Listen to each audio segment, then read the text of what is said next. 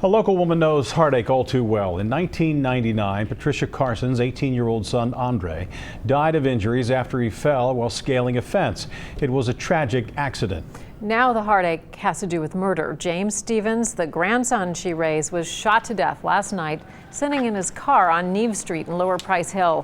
Local 12's Deb Dixon shows us what family members know and what they need to know.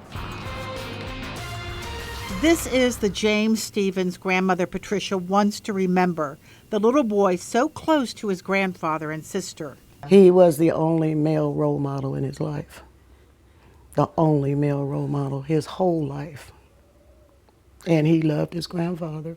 Patricia Carson's son Andre died first in that climbing accident. Her husband died of cancer 3 years later.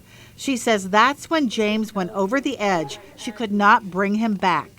2 days before, when I talked to him, he told me, he said, "Grandma, I love you more than I love myself."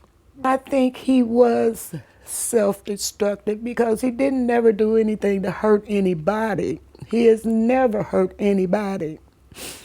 Everything he did knowing it was going to get him in trouble.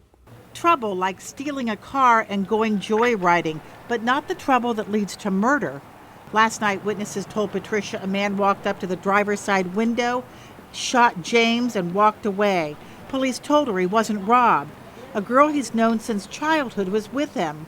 Patricia hopes she isn't afraid to say what she saw. That's what these cowards want. They want the witnesses to be afraid.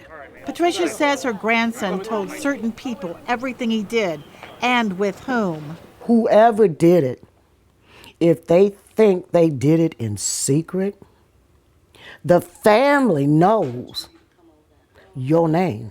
I will spend every day of my life looking for this person.